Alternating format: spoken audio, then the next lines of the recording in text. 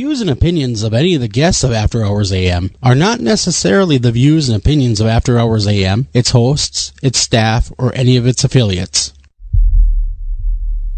Welcome to the After Hours program.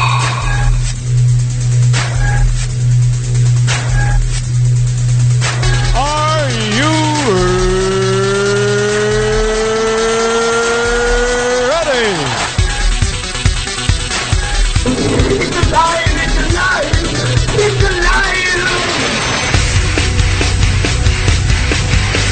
Now broadcasting live from the After Hours AM studio, Joel Sturgis and Eric Olson.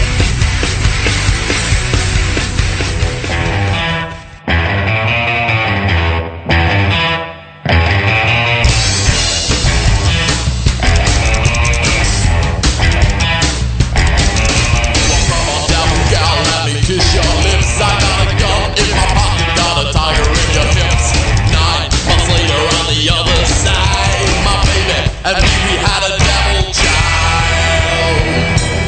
Devil child got glowing eyes. The point of pain and very well. Devil child got sold to mine. My baby had a devil child.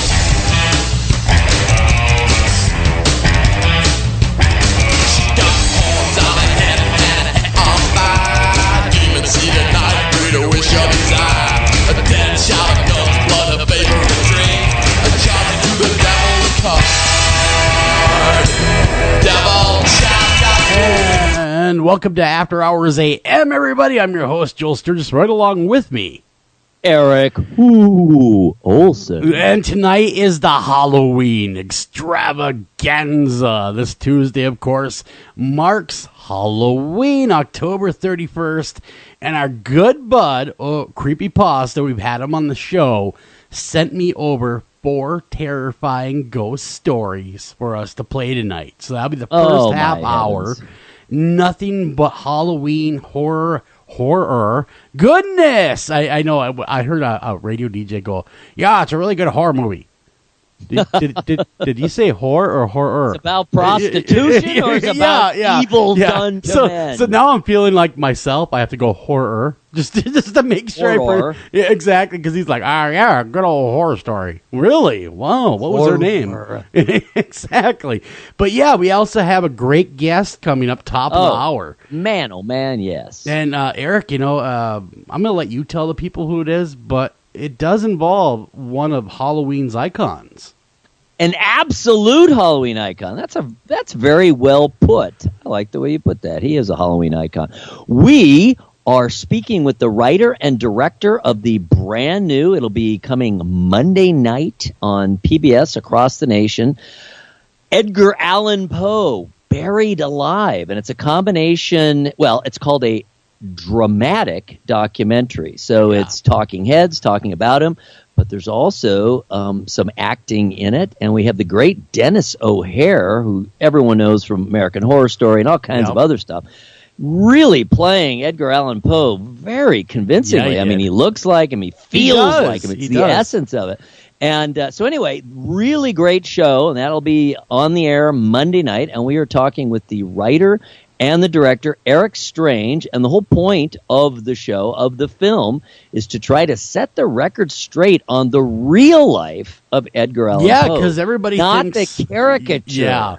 Well, that's funny, because watching the show, and I don't want to do a spoiler here, but I will just a little bit, is one of his rivals wrote his obituary. Yes, that absolutely. made him sound much darker and angry and just a tortured individual. A madman. Yeah, he really did. So it didn't do anything for history, that particular obituary, because that's the one we all associate with Poe. So we're going to... And what people don't know until they see this film, unless you're really a Poe buff, is the guy who wrote it was actually a frenemy. Yes. Poe had upset him with some literary criticism, and he was out to get him for the rest of his life. Yes, he was. So you want to sit back, relax, enjoy tonight's Halloween extravaganza. We're going to kick it off right now with Mr. Creepypasta, 4 brand new scary ghost tales Don't go anywhere, because when we come back after this, of course, we'll be your America's Most Haunted Headlines. See you on the other side. My friend Lisa and I were going through her family photos recently when we came across this one. Nothing struck me as odd about it at first glance, but Lisa had a look on her face that put me on edge. Her eyes widened when they started darting around the living room, as if she was listening for something, before fixing them on the TV across from us. Naturally worried by her adverse reaction, I asked her what was the matter. After a few moments, she recomposed herself and said that normally, as a kid, she would talk to the TV when it was off or on static. Her parents thought she had a strong imagination and didn't think anything of it when she said she had a new best friend to play with. In fact, Lisa herself hadn't given it much thought until now. I asked her what the problem was. She smirked, gave a nervous laugh and looked back to the television in the room, unable to stop staring at it. It was at this point I took a second glance at the photo and saw what was in the TV.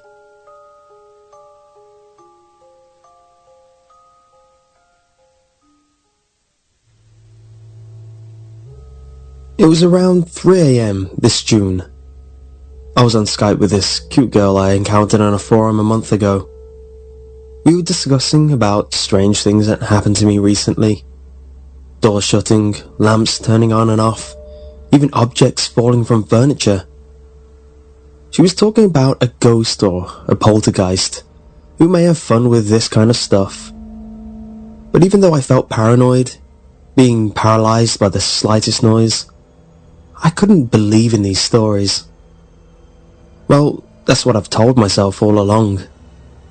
Something I knew I could regret sooner or later.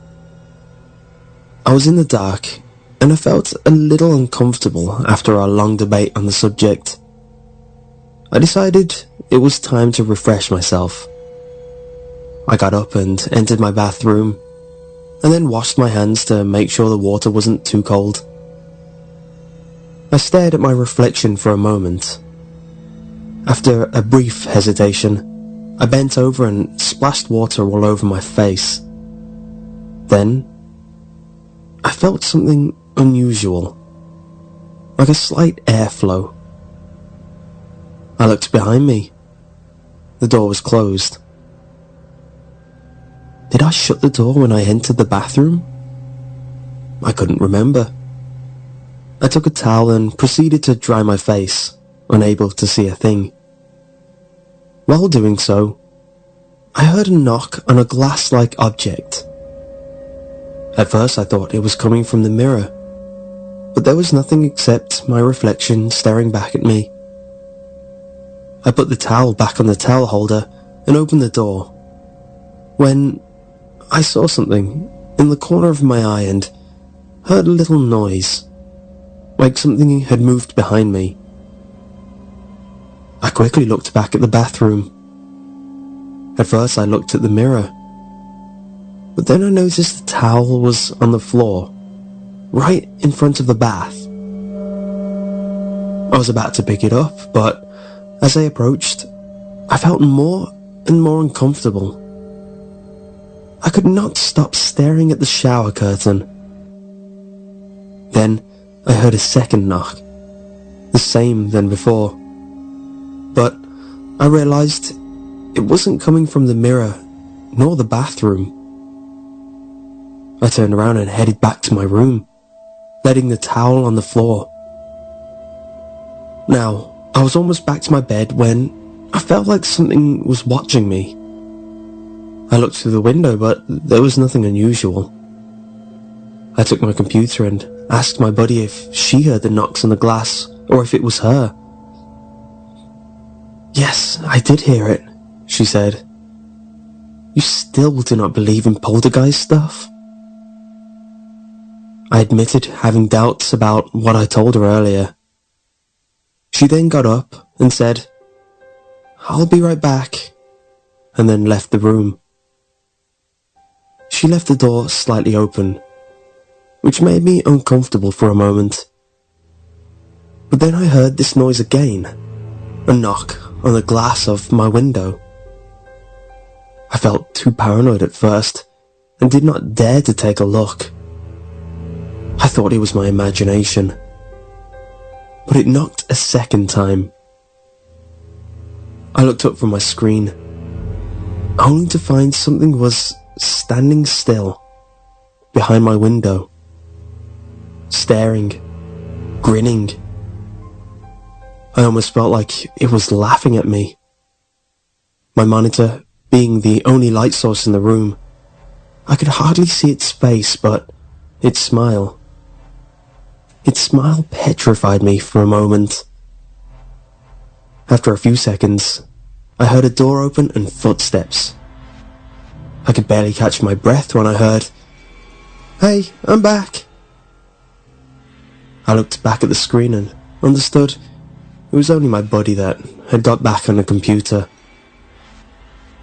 I told her I had to show her the thing that was staring at me, but it had faded away before I could rotate my webcam. "Did it really scare you?" she said. "I thought you didn't believe in these things." Her reaction made me curious. Why was she so excited about this? I was so lost in my reflection that I thought I imagined what she said next. "Boo," said the ghost, and he disappeared. Before I could even react, the screen went black for a moment. It soon got back to normal, but something was on the screen. It wasn't the excited girl's face anymore. I saw a man sitting on his bed, facing the computer. In fact, the scene was very similar, until I recognized it. It was my bedroom. On the verge of panic, I was still able to notice something odd. The angle from which the image was taken of my bedroom. It was as if something was right outside of my window, filming that exact moment. I looked through the window for a second before turning around to face my screen again. The delay let me see myself stare back at me through the webcam. The screen went back to the girl I've been talking to for the past month. Except this time, she was in near pitch black. She got closer to the camera and didn't do much for a few seconds. Still frightened from what had just happened, I didn't move, waiting for her to say something. But she remained silent. I didn't understand what was happening.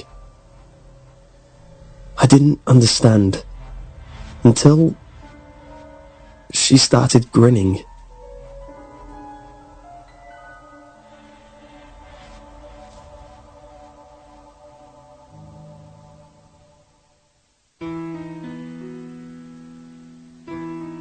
The movie theatre can act as a great memory for both children and adults.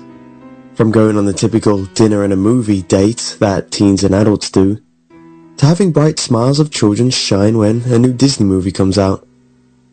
However, have you ever heard that there are some theatres that have some paranormal activity type of stuff happen when everyone is gone?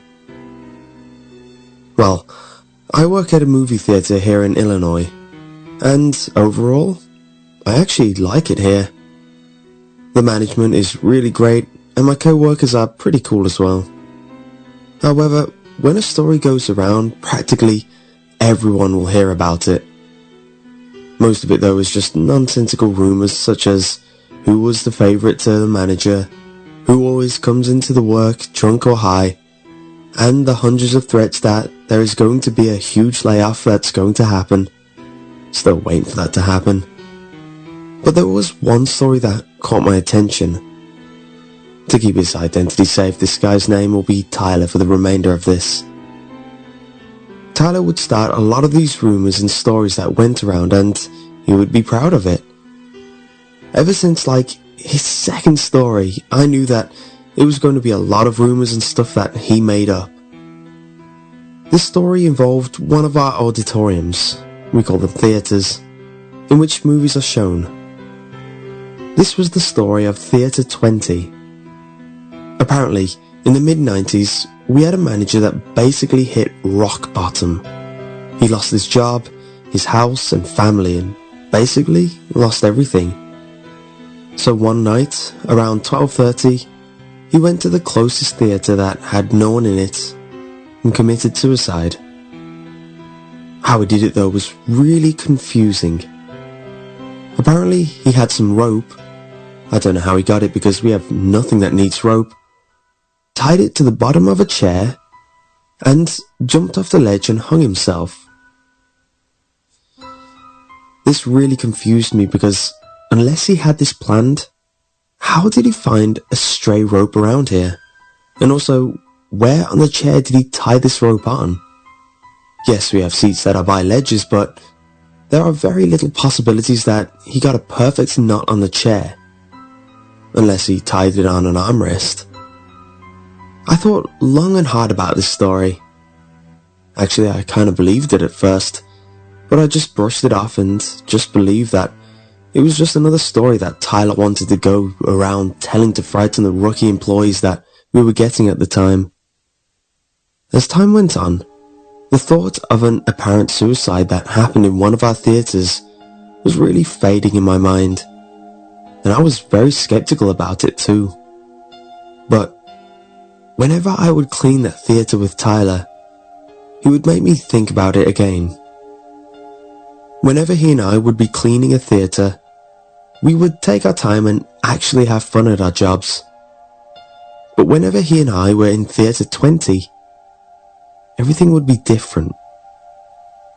Tyler would not smile or even talk at times, but would keep his head down and try and finish cleaning this theatre as quickly as possible.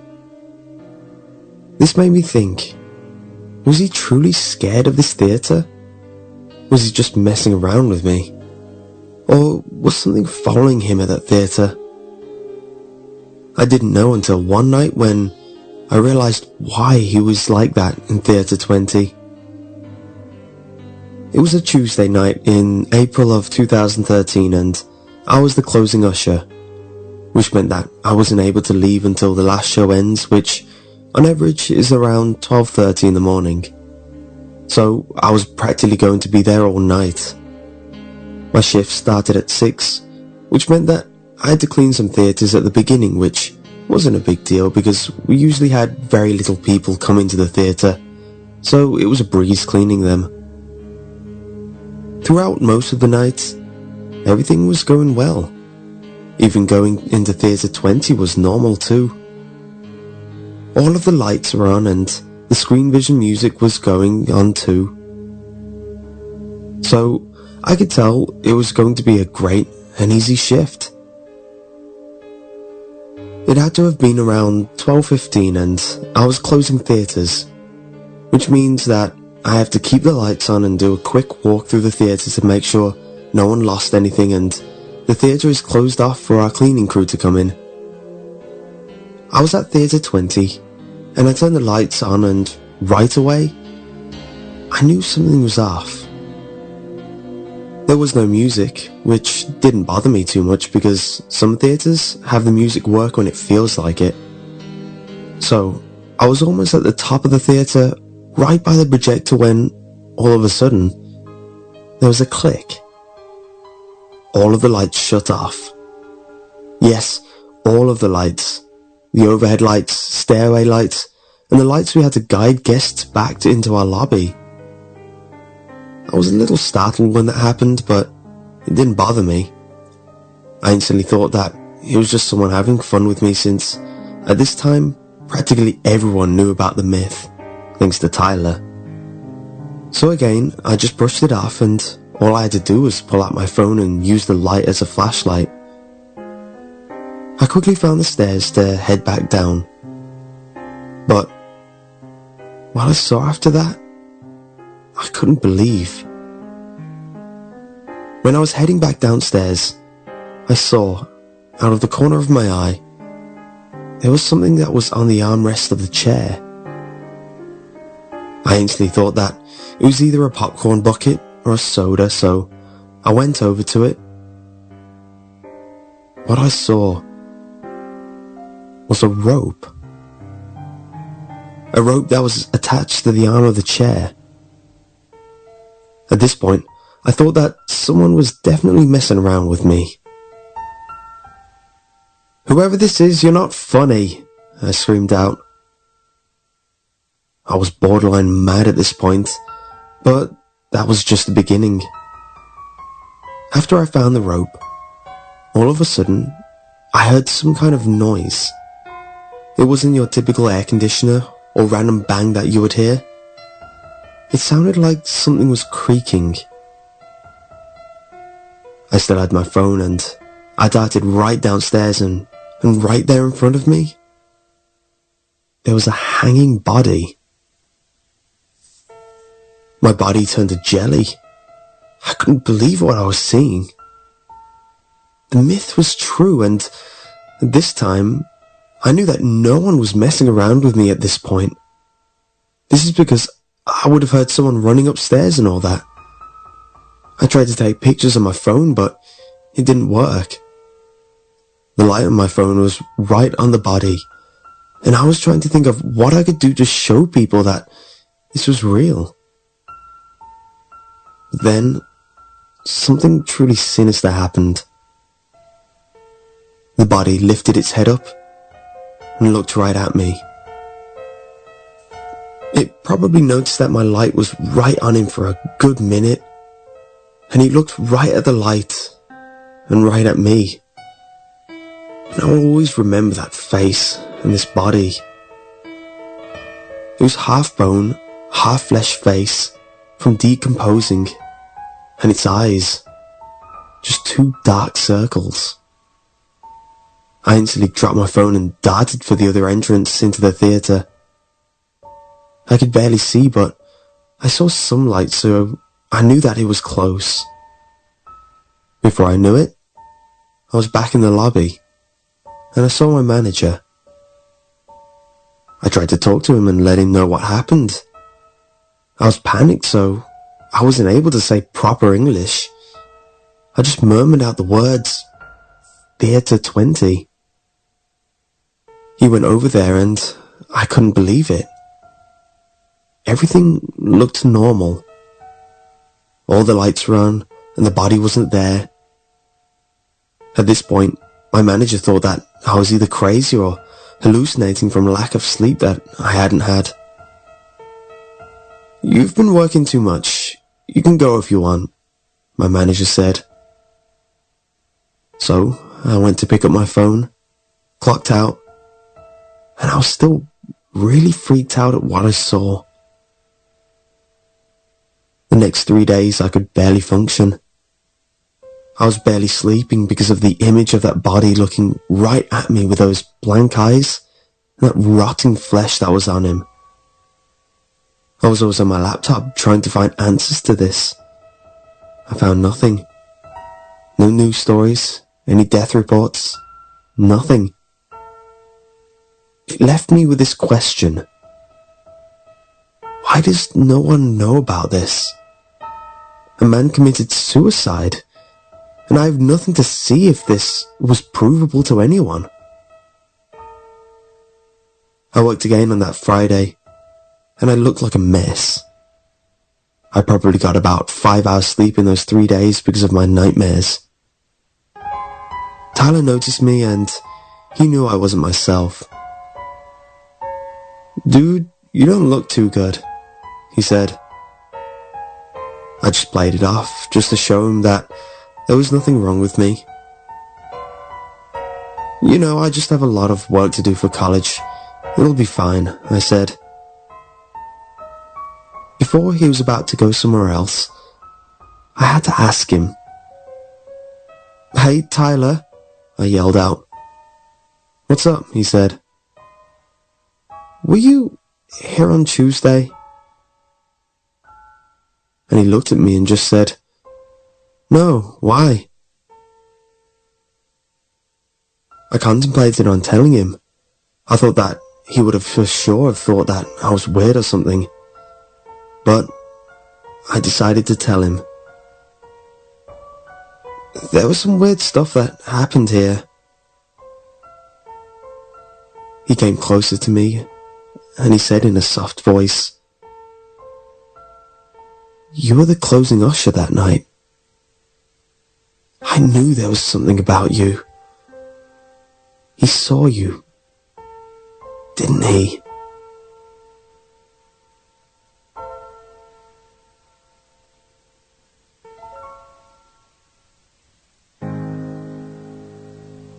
New year, new school. It's nothing really new for me. My family moves a lot. The school itself seems pretty normal, as do all the students and teachers. Or so I thought. You see, there's this one hallway. It's got the library and a few hardly used classrooms in it.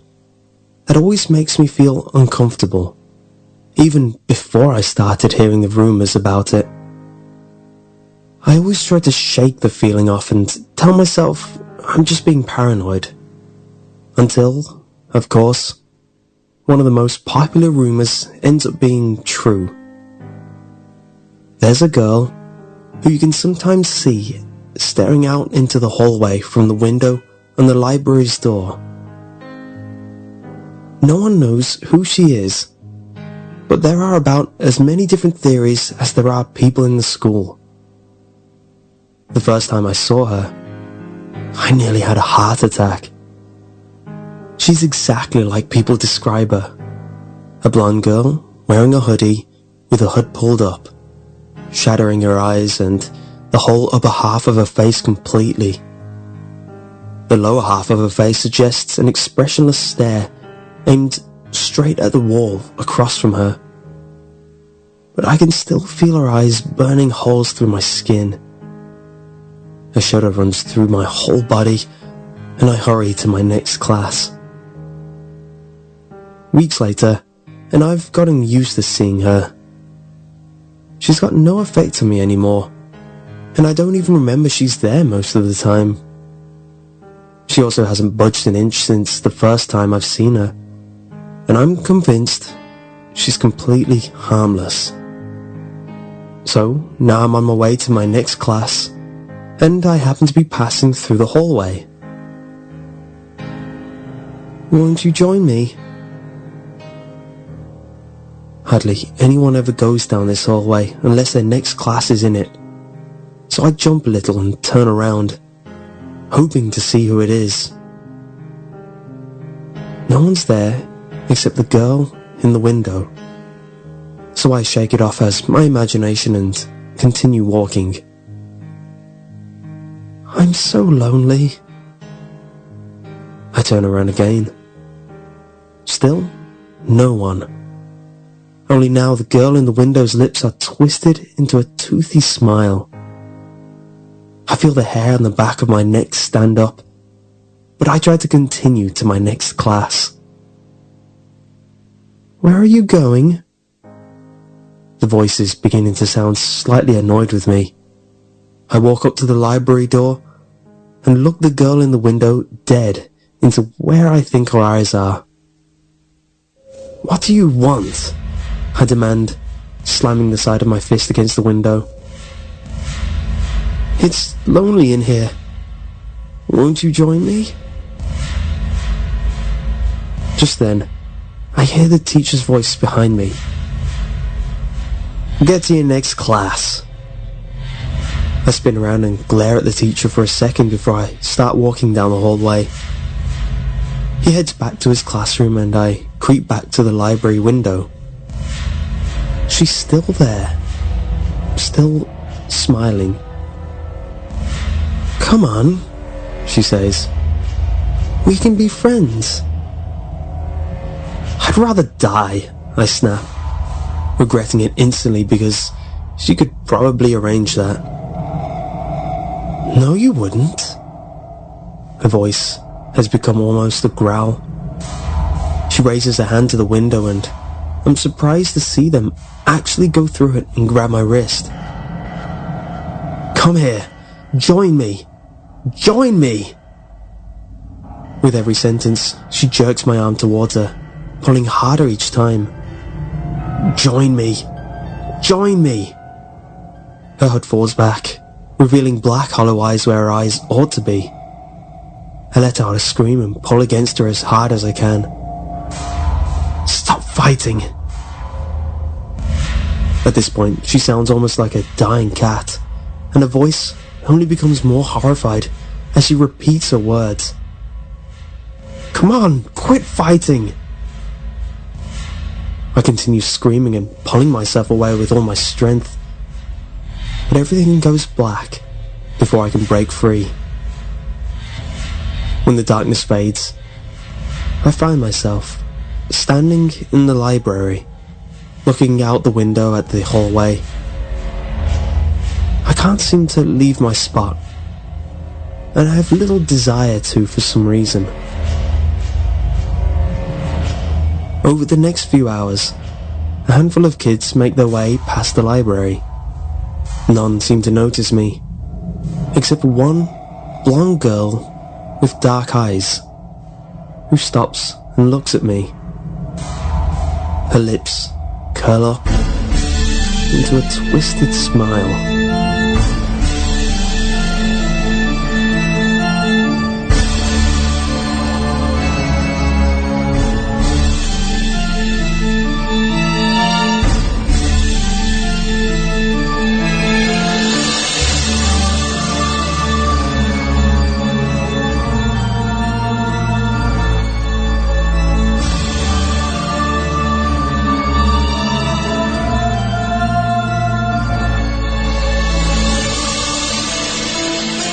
After Hours AM will be right back after these messages. Ranger Station, Ranger speaking. Yeah, hi. I'd like to report a bear sighting. Location. My backyard. Oh, your backyard. Try telling a bear that. I did, and this bear talked back. Talking bear, that's rich. No, wait, it was Smokey Bear. Smokey? Why didn't you say so? I did say so. Continue. I was burning yard waste. No, boy. He told me to burn legally and responsibly, and to remember that if it's too hot to touch, it's too hot to leave. And as always, he's right. You know, 9 out of 10 wildfires are caused by humans. That means 9 out of 10 wildfires can be prevented. Yeah, I know that now. Thanks to me. Actually, thanks to Smokey. As usual, the talking bear gets all the credit. Get your Smokey on. Always burn responsibly and contact your local fire department for open burning regulations. Because 9 out of 10 wildfires can be prevented. Brought to you by Smokey Bear, the U.S. Forest Service, your state forester, and the Ad Council. Learn more at smokeybear.com. Only you can prevent wildfires. This is Jen McGowan, founder of Wayward Souls Promotions, a company dedicated to helping individuals, teams, radio shows, and others that are seeking exposure for their individual events, conventions, and shows. We offer a wide variety of advertising, such as web-based article, social media posts, podcast advertisement, and so on. Contact us at paranormalpromotion@gmail.com, visit us on Facebook at Wayward Souls Promotions, and visit our website at www.waywardsoulspromotions.com. Welcome back to After Hours AM.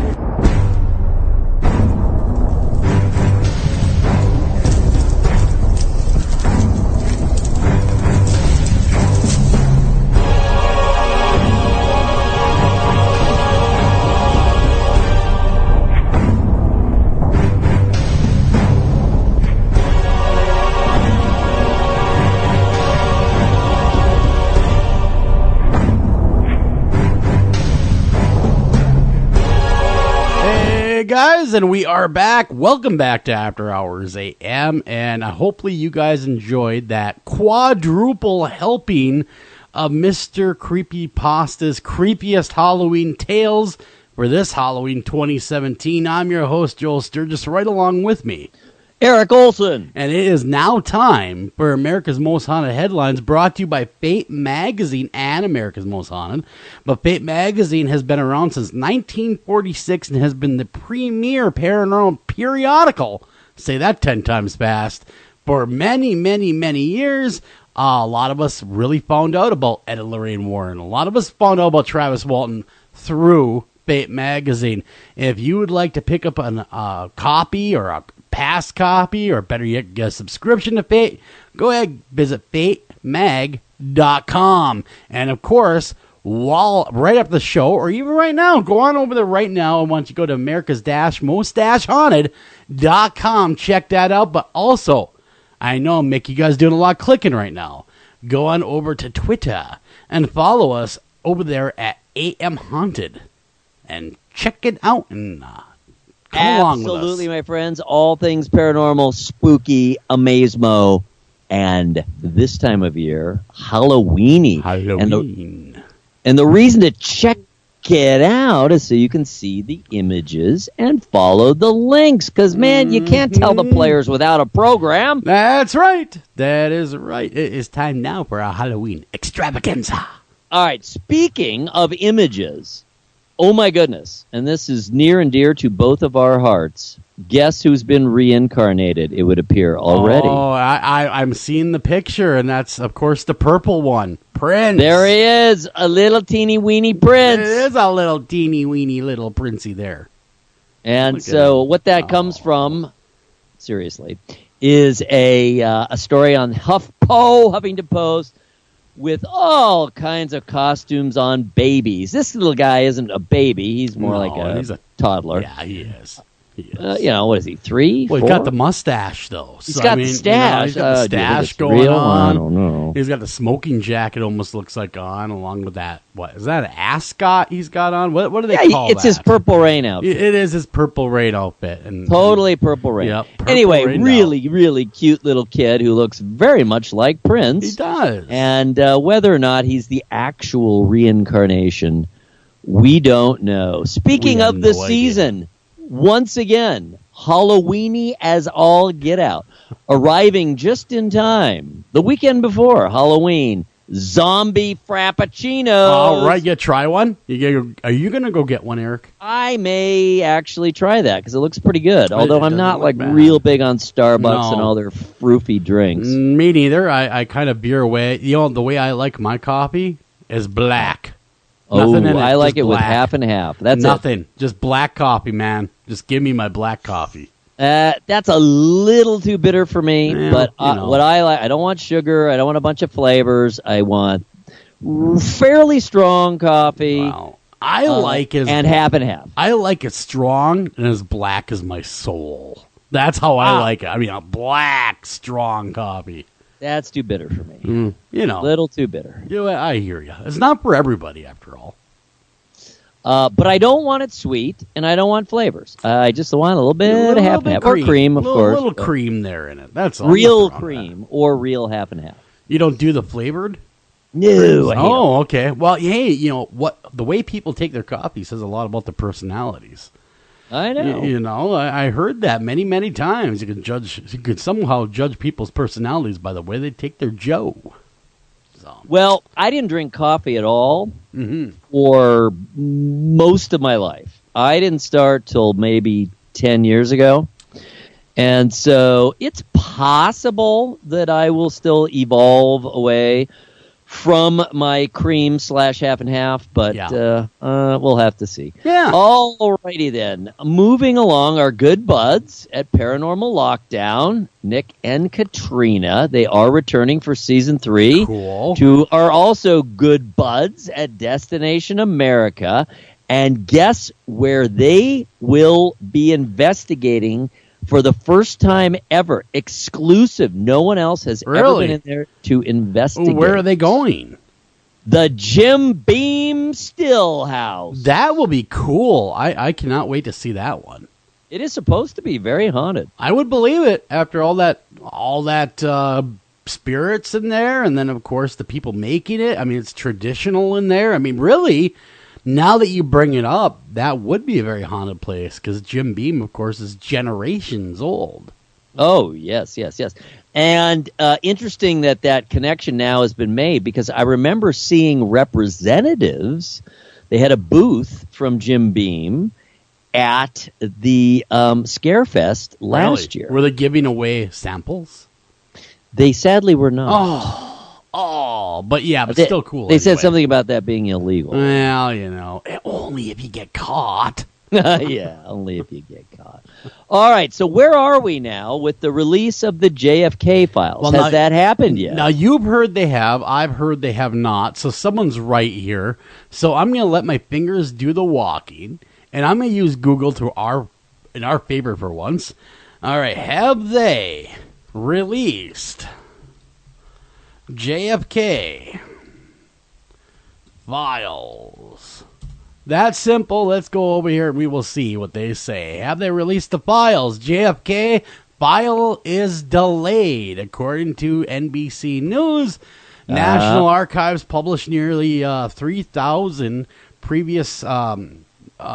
previously sealed or censored documents related to the assassination of John F. Kennedy on Thursday. They did release some.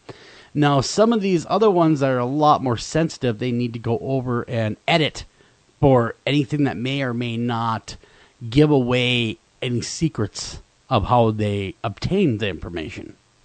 All right. So they're going to black it out. I'm looking at CNN.com saying the same thing. Yep. 2,891 files have been released. Yep. So there's a few more that have to go.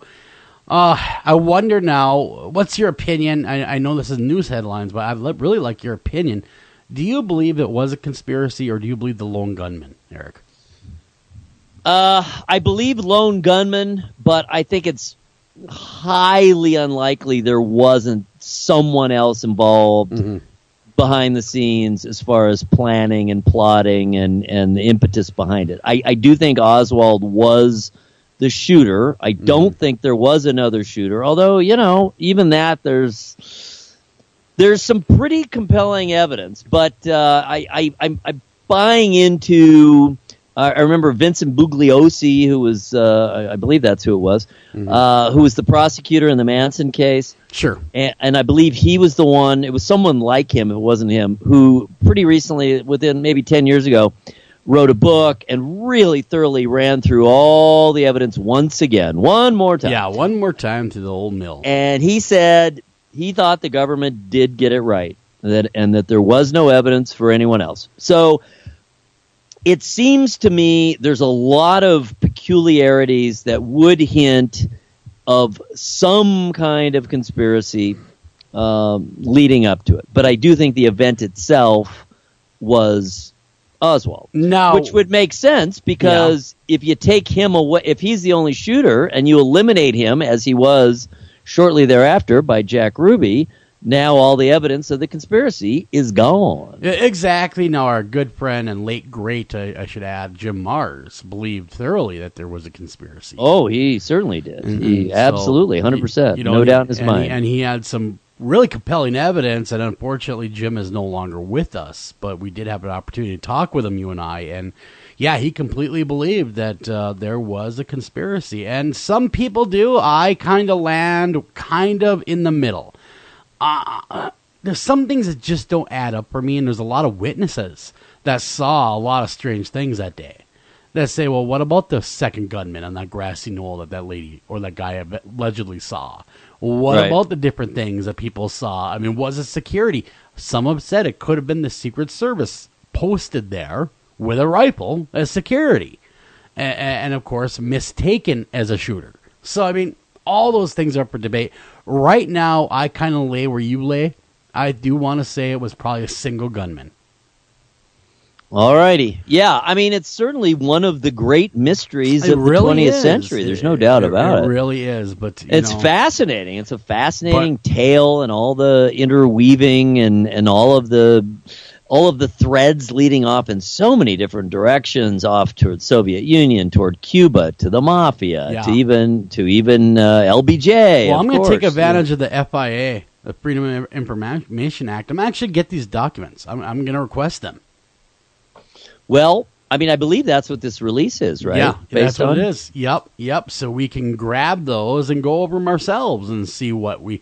But there's so many of them. We're talking thousands of documents related to this. And in fact, what I did get years ago, and I'm going to tell you why it's a really important program they have. I got all this stuff from Project Blue Book sent to me. And that was interesting. So, and of course, also the stuff from the Stargate program where they were remote viewing people, allegedly. So, anyhow, it was very interesting. So, you too can get any file you want. All you have to do is submit an official request with the government, and they will ship you, generally speaking, free of charge, any document you'd like, as long as it's released. Right. It's one of the most significant changes or additions to how the government functions in ever, really, is when that was created. All right, so let's move along there. Right. We still haven't solved the JFK murder, sadly, beyond what we already thought. Really good article. I enjoyed quite a bit. A lot of background, pretty good insight in Vulture on vulture.com, and it's saying why right now, at this moment, at this juncture, why witches, both good and evil, are so important to pop culture. Huh, interesting. I'm going to have to read that because I'm sure it's definitely the female version of witches. They're not talking about... the warlocks. Yeah, no warlocks. This is about females because a significant part of it is the female empowerment aspect. I had no idea about this. Just shows, man, you think you know about something, you think you're aware, you think you're dialed in. I didn't have the slightest idea. Do you know there is one human being whose remains are buried on the moon? I did not even know that. Wait a minute. Was it that Eugene Shoemaker guy? Yes. Was it him? Okay, now I do remember hearing something about that.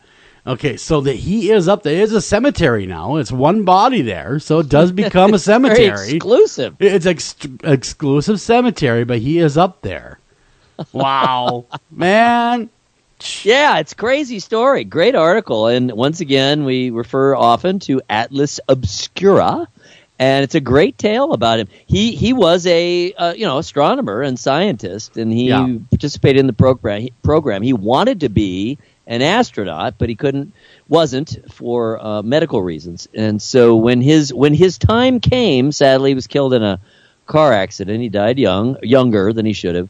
But his remains ended up being shot up to the moon and sent down onto its surface.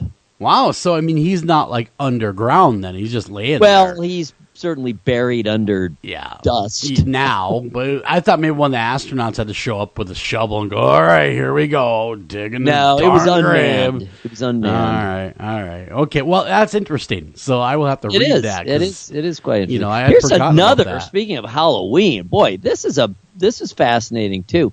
This comes from our friends at Thomas Cook Airlines. I didn't even know there was a Thomas Cook Airlines. Me neither, and I didn't realize they were friends. They were they're based in the UK, all right? They have a pretty cool site. They do a lot of travel, obviously, related stuff. But what they have is a really interesting and well-done interactive map of the whole world, and it shows Halloween traditions, laws, and haunted hotspots. Very cool. And it's very interesting. We're told that, for the most part, Halloween is really pretty much North America and the British Isles. It's is where it's primarily celebrated. Although it's catching like anything else. Yeah. With the rise of Western / American culture, pop culture throughout the world, like Christmas for that matter. Halloween is spreading. But there are traditions all over the world that pertain to Halloween, or at least this time of year, and involve, similar concept. Isn't it's originally a Celtic celebration. Exactly. Of the winter solstice. Or the Samhain, or something like Samhain. that. Samhain. It's the way it's pronounced in Celtic. We would say Samhain. Yeah. Yeah, I heard it was pronounced Samhain today. But Yes, I believe that's it. Anyhow, so that's really what stems from, and trick-or-treating is fairly a new thing to the Halloween. That's almost exclusively American. We're kind of the ones that did that one. Yes, exactly. And that was done to try to take away or at least diminish the hooliganism. But I like hooligans. I was one of them once. Oh, hooligans are fun. They are fun. Unless they're hooliganing you. Did you ever go up to a house and go, trick or treat, smell my feet, give me something good to eat? If you don't, I don't care. I'll pull down your underwear. Probably. I probably did. I taught that to my 3-year-old. And there were a few years there in my, tween years where, we were kind of running amok. It's kind of funny because I taught my 3-year-old that saying, and except she calls trick or treat fickle feet. Fickle feet. I'm like, it's not fickle feet. It's trick or treat. Fickle feet. Fickle feet. No, it's trick or treat. So, of course, getting the rest of that out of her was really not going to happen, but she couldn't get past the fickle feet. So that is funny. Well, my oldest daughter, who is now a mother herself and is 33 years old, she used to say, this was so cute, that area of your head above your eyebrows and below your hairline, she called it your forkhead. Your forkhead. We always that is cute. That is really cute. In those years, for all the parents out there, I know there's a ton of them that listen, it just goes by so fast. So I'm really enjoying this time with my 3-year-old and her fickle feet. So, It is funny. They say such funny things. They do. Unintentionally. Yep, All absolutely. right. Speaking exactly of what we were just talking about, the next tweet leads us off to a actually very specific and detailed, and it doesn't just rely on the cliches that we hear about time after time. And it's a very complex, or rather complex, the pagan history of Samhain or Samhain, as opposed to Halloween, and trying to pick them apart. How are they different? How are they similar? Which influenced which? Because like Halloween, we have seen a resurgence with the neo-pagans, with the return of pagans and Wiccans and all that. That basically that didn't exist for a long time, or it was very, very marginalized. But now, very much a return of pagan religions, or at least practices and beliefs. Cool. And with that, from the Celtic pagan side tradition, you have Samhain or Samhain. So it's very interesting to read through what the complex path that has been weaved between Halloween and Samhain. And of course, at one time they called it All Hallows Eve. Right. Halloween. Exactly. So, then we moved past the Samhain or Samhain, however you want to say it. In America at one point, and even in Eastern Europe, it was called All Hallows Eve for a while. So, it did evolve to being Halloween. The church was trying to, as they have done with all major holidays, try to preempt it. Yes. Yep. Yes, they did. It's kind of returned to its roots. It eventually does. Everything eventually does find its way back. It's a Day of the Dead. That's what it's about. That's exactly what it's all about. It's the day where we all can be creeped out and have fun and just remember. And it's really, like you said, it's a remembrance of the dead.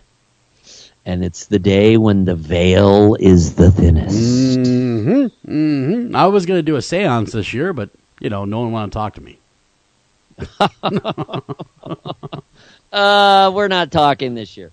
All right, moving along. Real good article on a site called All the Rooms. I assume it's some sort of booking site. Now, very few of these sites exist, simply to amuse, entertain, and educate us. They're all selling something. Yeah, that's it's a cool list because this one's a little different. There's a couple of the real obvious ones, like the Stanley, but there's some other ones I have not heard of in this particular list of the 5 spookiest. Well, what's the spookiest? Which one's the spookiest? In the U.S. Which one made it? Let me click through and see if they actually It has to be the Stanley. rank them. I don't think they rank them. Okay, no particular order kind of thing. Yeah. Gotcha. So what their 5, since I'm now there, are the Stanley. That one's obvious. Everyone usually lists that one. But this is one I haven't heard of. The Emily Morgan Hotel in San Antonio. Okay, and that's a new one on me. I did not know that one. Nope. There's the Hawthorne Hotel in Salem, Sure. Mass, of course. And usually when we're talking about Salem, Sure. we don't talk about the hotel, but Exactly. then there's the Gettysburg Hotel. That one's pretty well known. And then there's the Congress Plaza Hotel in Chicago. Yep, absolutely. Very, very cool. And our guest, Eric Stange, he just joined us. So we're going to run a break. We're going to come back, and we're going to talk all things Edgar Allan Poe and the great movie, the great documentary on PBS that's out there that really sheds a lot of light who this guy was and the history of him, what he went through in his life, and he was not just what we believe from that obituary that was written. There's much more substance to his being. So we'll be right back right after this.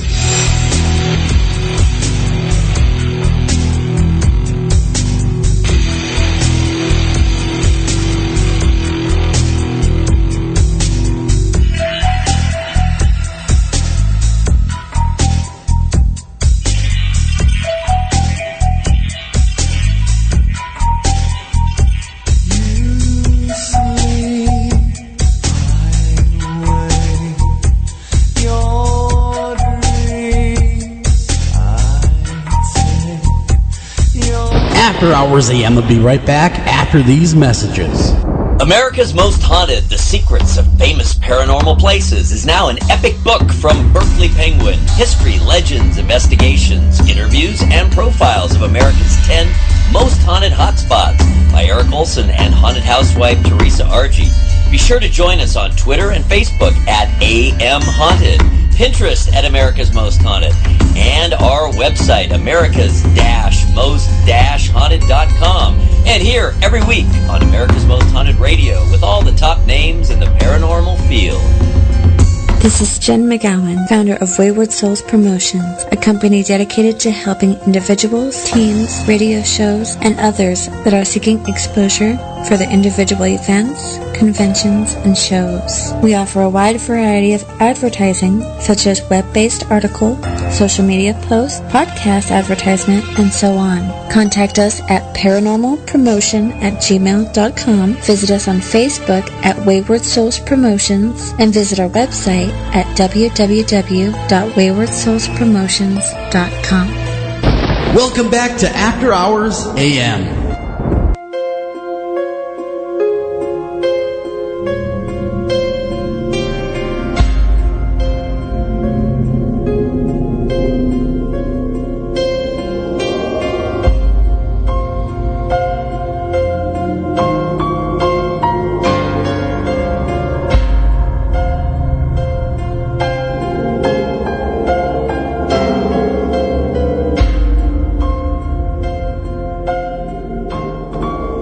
Eric Stange. Welcome back to After Hours AM. I'm your host, Joel Sturgis. Right along with me, Eric Olson. And we are speaking with, now, so I do not murder your last name, sir. What is your last name? How's it pronounced? It's Eric Stange. There it is. Not Strange. I'm like, we got Eric Strange on the... Okay. Perfect. But there is an R in okay there, right? There is an R in there. No, there's not. But that's There's okay. not an R. Why is that R appearing everywhere? Well, I don't know. It's a figment of your imagination. Oh, Eric my Olson. Lord. Well, I'm going to go through and I'm going to edit that like a screaming mofo. Even the source material, there's an R. Wow. Well, that is a mystery all on its own right there. But really, quite honestly, we're happy to have you because, you know, one of the most misunderstood figures in literature for years has been Edgar Allan Poe. And, of course, Eric, you are the writer and the producer, director. You did it all, man of many hats. Edgar Allan Poe, Buried Alive. That's premiering, of course, Monday, October 30th on PBS, but really blows open the lid of who this guy really was. A lot of us, Now, I know Eric's going to do the introductions, but a lot of us believe that he was kind of a drunkard. And, you know, I mean, we get that from when his obituary was written by his rival, of all things. We have that snapshot of him, and it turns out there's much more substance to his personality, but I will step aside and let Mr. Eric Olson take the reins. Alrighty then. In American Masters, Edgar Allan Poe, Buried Alive, writer and director Eric Stange draws on Edgar Allan Poe's ineffable imagery and taut plots to tell the real story of the legendary author and poet's life. The dramatic documentary film features Kathleen Turner as narrator and award-winning actor Denis O'Hare from This Is Us, American Horror Story, almost every year, et cetera, many, many other things, as Poe, and he does a wonderful job, and explores the misleading, deeply entrenched caricature of Poe as morbid, alcoholic madman, not unlike the narrators of his horror stories. This caricature is thanks, in large part, to a high-profile obituary filled with falsehoods written by his literary rival Rufus W. Griswold.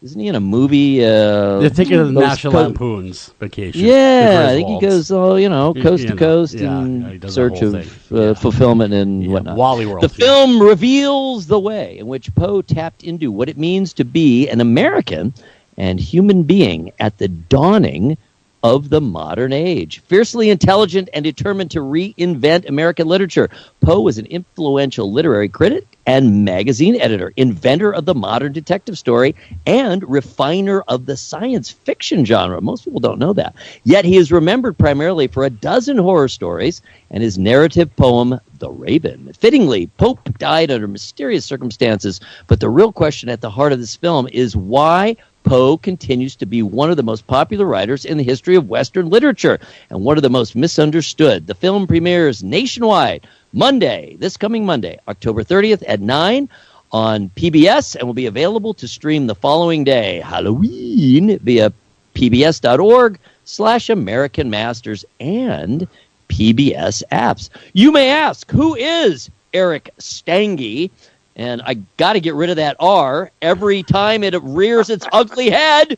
Eric Stange is an award-winning independent documentary film producer, director, and writer who specializes in cultural and social history. Public television credits include The War That Made America, a dramatized documentary series about the French and Indian War, The Wall and After the Wall, a two-part series about modern Germany, and Murder at Harvard, historical whodunit that explores the process of historical inquiry through a compelling murder story. He has been a research fellow at the Charles Warren Center for Studies in American History at Harvard University, and he is a member of the editorial board of Commonplace, a web journal on early American history, and last but not least, a visiting fellow with the Woodrow Wilson National Fellowship Foundation.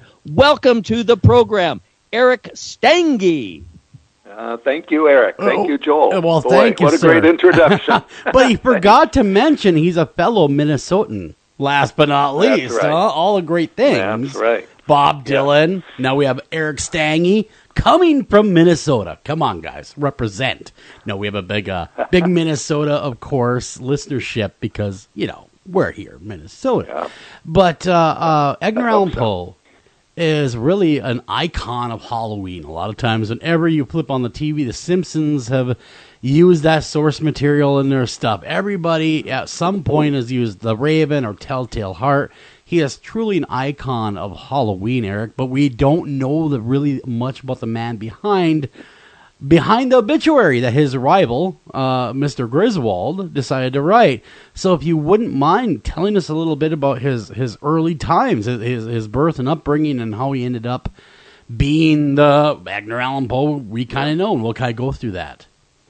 Yes, absolutely. Well, he was born in Boston, but didn't stay there very long. His parents were actors, and they moved from city to city. And by the time he was almost 3 years old, his father had left. He deserted the family. His mother was in Richmond, Virginia, with these three little kids, Edgar, who was the middle one, and an older brother and a younger daughter. And his mother came down, she had tuberculosis. She'd had it for a while. And at the age of 25 or so, she died. I mean, he wasn't even 3 years old. And so there he was, an orphan. And fortunately, some kind people in Richmond took him in, and they took in his brother and his sister, too. So 3 different families. They ended up, the kids were split up. And Edgar was taken in by the Allens. That's where the Allen comes from, Gotcha. Edgar Allan Poe. Okay. And the Allens, he was lucky in one sense. The Allens were quite wealthy. They treated him very well. They paid for a good education. They took him to England for 2 years when he was a kid. And so in that sense, he landed pretty well. But he didn't get along with his foster father, John Allen, and the Allens never really adopted him officially. They always let him know he was a foster child, that he wasn't really an Allen. And so he grew up that way in this rich household. I think he had his own slave as a child, that kind of thing. But he never quite felt like he belonged. And, I think probably it's true of any child who loses both his parents at a young age. That's something, of course, nobody gets over, no matter what. And so that's how he grew up. His foster father sent him to the University of Virginia, which was a big deal to go to college in those days. But Edgar, well, unfortunately, his foster father didn't give him quite enough money. So Edgar tried gambling to raise a little extra money. Didn't go well. By about 6 months in, even though he's doing very well in school and everyone recognized that he was a brilliant kid, he had run up some pretty nasty debts, and he asked his foster father to pay them, and John Allen said, "No way am I paying them. You get back here, you take a job, you work for me." Yeah. His foster father was a merchant and believed in hard work and not in sitting around reading Don Quixote or whatever. Yeah. So it was hard. I mean, he just couldn't, he just didn't fit into that family. And, we think of him as Edgar Allan Poe, but he never used the Allen. He would use the middle initial A during his life, or he would leave it out altogether. But he never called himself Edgar Allan Poe. That's something that we've added then over the years. Yeah. Yes. Well, you talking about, of course he's had a life of limbo, being that his parents both died when he was young. He ended up being taken in by the Allens. Of course, he's sent to the University of Virginia, but at that point, it was a rough and tumble school. It was like, the second year the university was open? I mean, it was like a riot with books. Yeah. It's funny, you don't think of that as that kind of place, but there were fights all the time. There were duels. People were constantly getting into all sorts of trouble. And yet, on Sundays, Thomas Jefferson was still alive. Thomas Jefferson would have students for tea. He was the founder of the university, and he was still alive when Poe was there. Poe probably met him. We don't know, but could well have been. James Madison was teaching there. I mean, so it was this very august place to be, but it was also pretty rough and tumble, as you say. Yeah, definitely. I couldn't imagine going to college today now and seeing duels on the lawn. That would be definitely a culture shock for us all today. But for him, that was pretty much the times. I mean, it was a new fledgling in a lot of ways country, and we were still getting things really ironed out. Eric? And it's, yes. Oh, no, go ahead. Please go ahead. I'm sorry. I was going to say it's also when he discovered drinking and gambling, which is not unusual for anyone going to college. Nope, right? that still happens today, Eric. These things, That's still happening today. What I was going to ask is, do you think, and we haven't quite got there biography-wise, but the essence of his one aspect of his life is that he lost all of these, there were 3 different mother figures at really critical times, going back to his birth mother when he was only 2 or 3 years old. Then I believe it was the wife, the foster mother, right? She was very good to him and treated him well. And then it was the mother of his best friend, and he lost them all. My question was, do you think that he would have been the Edgar Allan Poe who we know and love and who creeps us out, if that hadn't happened? Was the suffering integral to him becoming that writer who, eventually anyway, found a new way of writing and touched us in new ways, and one of the most popular in the English language to this day? Yes, I think so. I mean, of course, we'll never know for sure, right? I mean, he's been dead way too long. But I think there's no question that those early deaths just marked him profoundly. And when you look at his early poetry, there's one famous poem called Alone. And I can't recite it because if I do, I'll mangle it. But it talks about what it's like to be a child who's not like other children, who can't find love from the ordinary places that children find love, and how he's forced to constantly just be alone and draw on himself. It's a really moving poem. Like a lot of Poe's work, it's sort of overly dramatic. You know, you kind of think, oh, come on, it couldn't be that bad. Yeah. But that's his gift. He had a gift for putting his finger on those kinds of deep emotions and those real sort of deep psychological places. And even from a young age, that was a fairly early poem. He could write that way early on. That's amazing. Do you think? Go ahead, Joel. I was going to say, that's amazing. And just to throw a little footnote in there, his mom was only 24 years old when she passed. I mean, that's just insanely young. Yeah. I mean, to be fair, well, I don't know if fair is the right word, but to be realistic, death was everywhere in those days. I mean, we don't remember that now, but we don't know this, but the mortality rate then was 3 times what it is now. I mean, each of us would have had at least 1 or 2 siblings who died in childbirth or died in their first couple of years, could easily have not had a mother around because so many women died in childbirth. Yeah. Tuberculosis was rampant. So it's not as if Poe was alone in suffering these losses, but I think it touched him in a way that it didn't touch a lot of other people. He just felt it enormously deeply, and he never really got over it.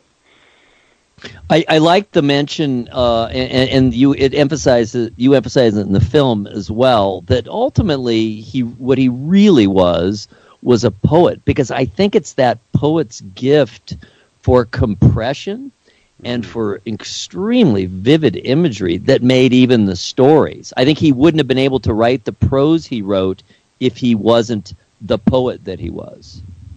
Yeah, that's a really good point, because his first love was poetry, no question, and that's what he considered the highest art form. Mm-hmm. But at the same time, from early on, he was a really canny reader of the public appetites, and he realized that people were coming to like short stories. It was a revolutionary period in American culture with the new mechanized printing presses and trains that could bring publications all from city to city, and better education, so there were more and more readers, and that all created an appetite for short fiction and for something called the magazine, which was a pretty new invention in the beginning of the 19th century. And Poe really tapped into that. He understood that that's what people wanted, and so much as he loved poetry, he began to put it aside and write these short stories and do it in a very deliberate way to appeal to people who want to read something short and something fairly sensational and entertaining. But I think you're right that it was the gift of poetry, all that practice with poetry, that made him such a good short story writer. And wasn't it his brother's death that really made Poe begin in more earnest to attempt to start his career as a writer? Yeah, I think that's probably the case. It's funny, there's not a lot of information about his brother. We know that they lived together for a while in Baltimore, and when Poe was in his early 20s, his brother was a little older, and his brother was a poet too, but not much survives. But yeah, I think that is true, that definitely his brother encouraged him or inspired him, and then his brother died, some people say, of alcoholism by the age of about 25. Yeah. So we don't really know too much about that relationship. Yeah, I could only imagine what that relationship was like, because I know you guys had one of the relatives of Poe in the show, and I don't want to spoil it for anyone, but he even speaks of alcoholism being the great curse of the Poe family. Yeah. It seems to have been one of these things where Poe could be sober for quite long periods, but when he fell off the wagon, you had to watch out. He really fell hard, and it happened over and over and over throughout his life. That, it's so tragic. Go ahead, Eric. I was just going to say, back to the film itself, we're kind of zigzagging between his life, which is portrayed so well in the film, and then the film itself. I was just wondering, how did you come across, how did you decide upon Denis O'Hare? Because it wouldn't have popped into my mind when I'm trying to think about, all right, who would play Edgar Allan Poe? But when you see him, there's something about both the visual and then his voice is so great. I mean, he just does, when he's doing readings as Poe, I mean, I got goosebumps. It's magic. Mm. Wow, I'm so glad to hear you say that. I mean, we're incredibly happy with Denis. I think he just did a brilliant job, but, the final test is the audience. But we found him, we had the help of a casting agent in New York who kept sending us ideas, and we would look at various things. And at one point he sent Denis, and, of course, we've all seen Denis O'Hare in 100 different things. Mm-hmm. He's an actor who turns up everywhere, but I couldn't have, don't tell him this, but I'm not sure I would have recognized him as someone, even though I'd seen him so many times. But we watched a season of American Horror Story where he plays the mute butler. I forgot the name of the character now, but it's about 3 years ago. Yeah, so Sterling. A whole season, right, Sterling. So a whole season where he doesn't speak a word. And we said, if he can do that, then he can be in a PBS documentary. Because, one of the troubles we have in these documentaries is that we can't have people saying words that we don't know the person actually said. And that really limits your ability to write dialogue. Yeah. And so there has to be a lot of footage where the character isn't speaking.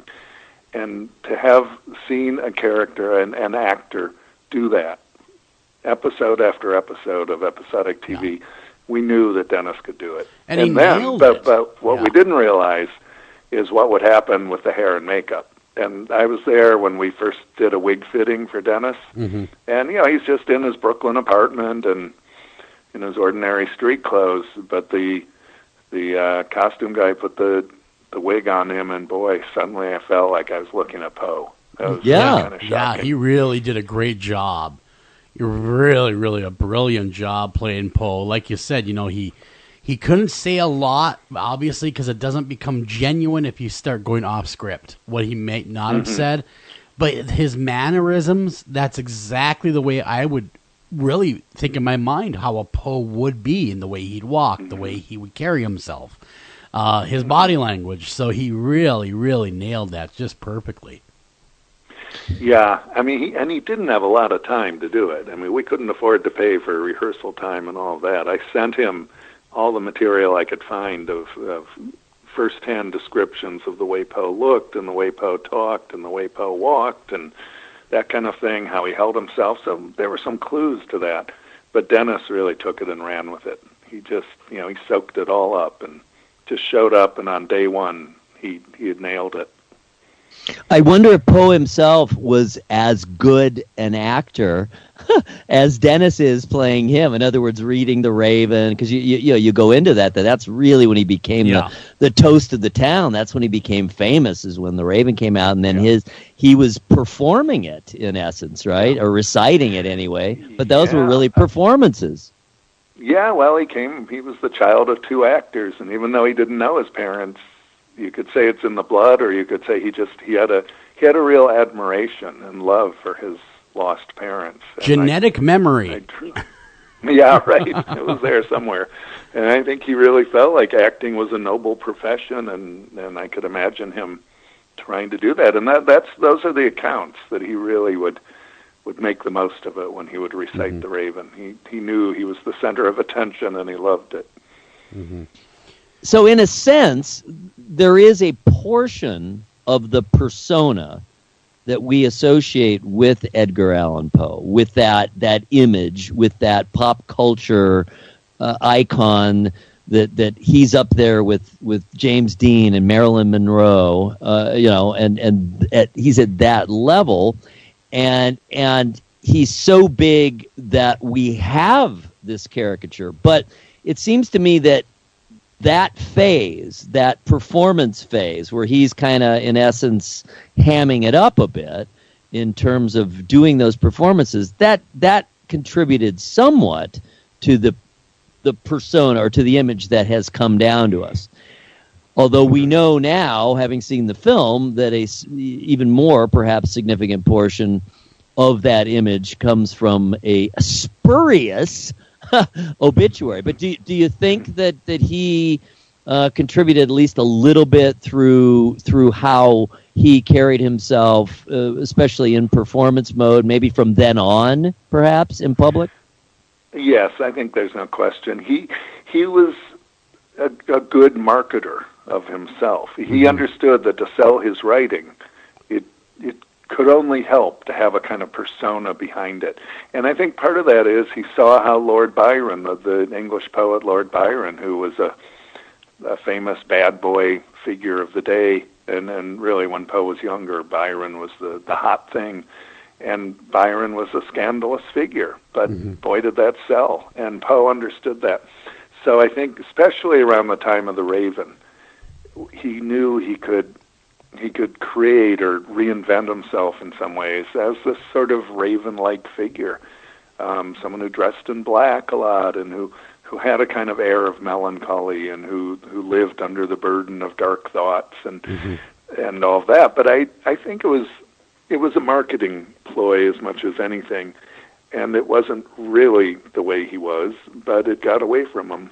Not his own fault. I mean, people, well, one person in particular picked up on it and used it against him in the end. But yeah, I think you're right that in some ways it's Poe's own invention that got him into trouble. Yeah, I agree. But one thing about Poe was always ever present. The dude was poor. I mean, he was always looking to get money. Yeah, he had to do everything he could to get money, and I think that he thought by creating this dark persona that might give him a slight edge in the market. Well, yeah, because back then there was really no copyright laws. You know, and not like today where, you know, it's copyrighted and very well controlled. I mean, now, or back then, it was, you know, they could print them in England and he would have no idea they were doing it and they could sell it and they had to give him nothing. Yeah, I mean, The Raven was a huge hit. When he published The Raven, it was republished everywhere. Everyone knew it. Kids would recite it. People were spoofing it. It was, I mean, you compare it to the biggest pop hit song these days, and he only got paid once for it. He got paid the first time, and he didn't even get paid that much. And after that, never another cent. And yet, it was one of the biggest hits of the era. So, yeah, it was really difficult to make a living as a writer, and most of his contemporaries had rich wives, or they had inherited money, or they had teaching positions or government jobs or something. And Poe didn't have any of that. He was trying to make his living purely with literature, and it was virtually impossible. He just could never quite pull it off.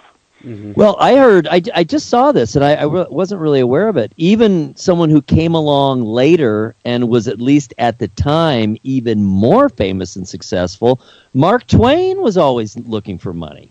You know, he was never really totally secure. Yeah, writing's tough. As I say, no kidding. Almost as bad as radio. Almost, not quite. Almost. I have the worst of both worlds. I'm a writer and a radio guy. Okay. Yeah, well, you don't have filmmaking beat. Filmmaking's the worst. I have heard that now. I have because heard it costs you money. Not only do you not get paid, it costs you money. Yeah.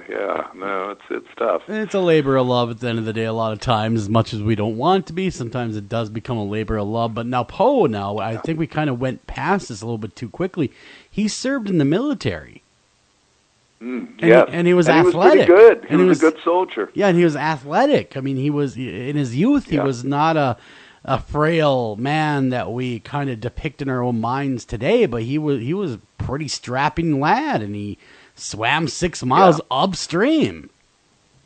Yeah, he definitely was an athlete, and he was competitive. He wanted to outdo his classmates for sure, because he had a chip on his shoulder. You know, being the orphan kid, being the one classmate in high school described him as something like everybody knew that he wasn't really accepted by his foster family.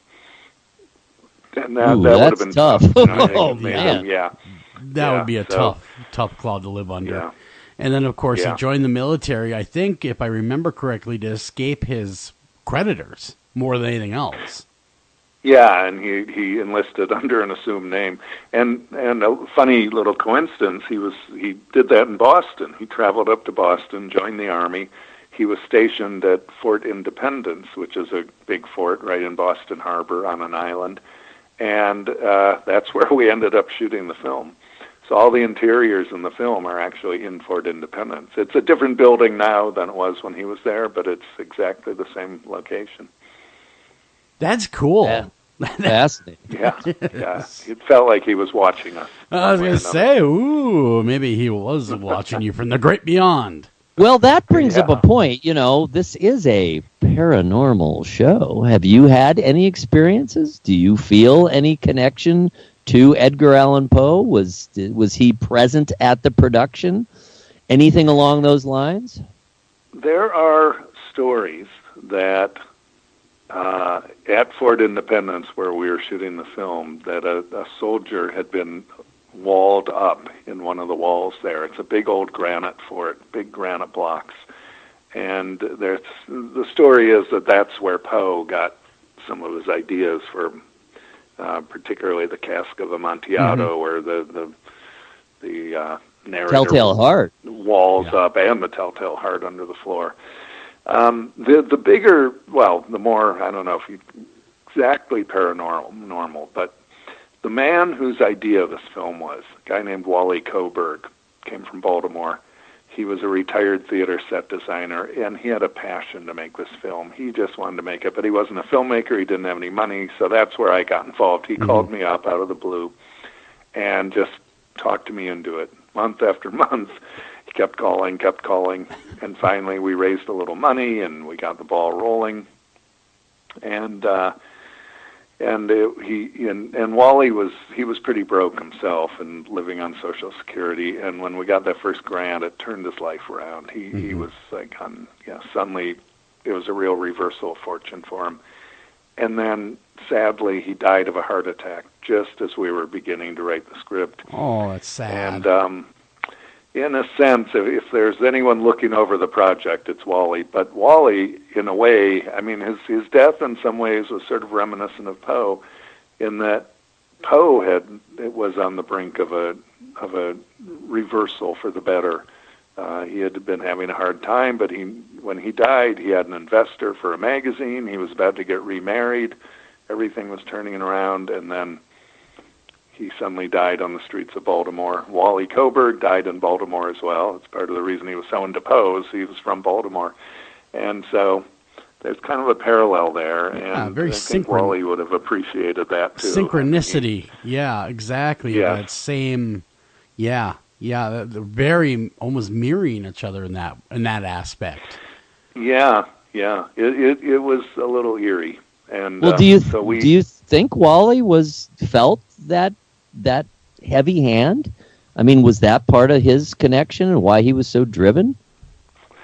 He would call Poe Eddie. He always called Poe Eddie. He felt a real identification with him, and part of it was that he really felt Poe hadn't been given his due. That these myths around Poe, the dark, dreary Halloween Poe, Wally just thought was so wrong, and that was his mission. And I'm glad to hear. It sounds like you guys picked up on that. That the film is really an attempt to set the record straight about who Poe was. And there's no question there were dark chapters to his life, and he certainly had a dark imagination, but that was his gift. Well, without a Poe, we wouldn't have a king. Yeah, I mean, without a Poe, we wouldn't have a Kuntz or a king, because and we're going to get into that after the break, of course, but he invented a lot of different literature types, that didn't exist, and he created them. So we're going to run a break. We come back. We're going to have more Eric Stange. Don't go anywhere. We're going to talk more Poe and maybe a little bit more about Poe's, maybe some of his strange things he might have done, like, I don't know, marrying a cousin. We'll talk about that when we come back. Don't go anywhere. We'll be right back right after this.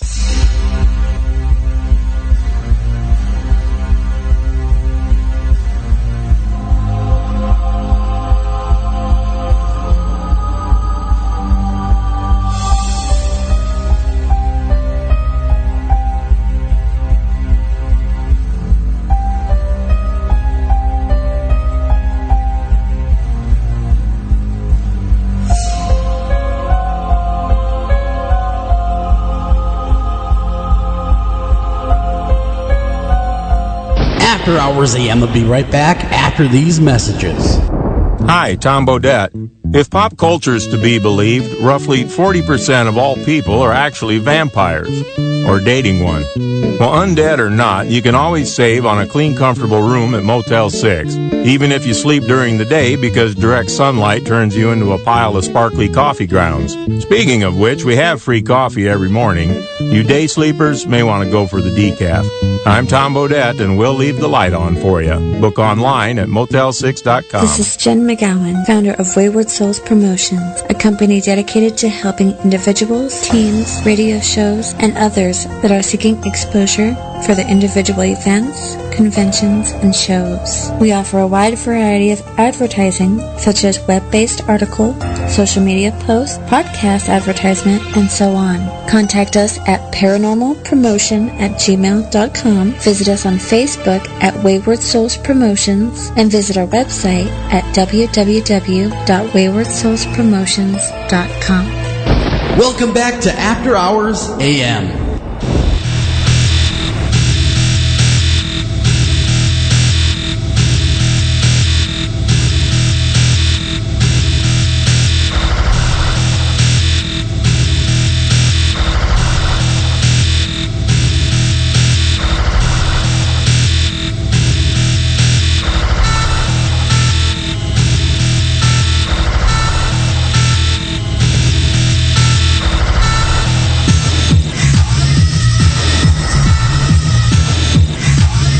And welcome back to After Hours AM, everybody. And I'm your host, Joel Sturgis. Right along with me, as always, Eric Olson. And we are speaking with Eric Stange tonight, and he is the director and really the writer of this new great documentary that's coming out. You'll be able to watch, of course, Monday, October 30th. And for all you streaming buffs out there, it'll be available on Halloween to stream. And that, of course, Edgar Allan Poe, Buried Alive.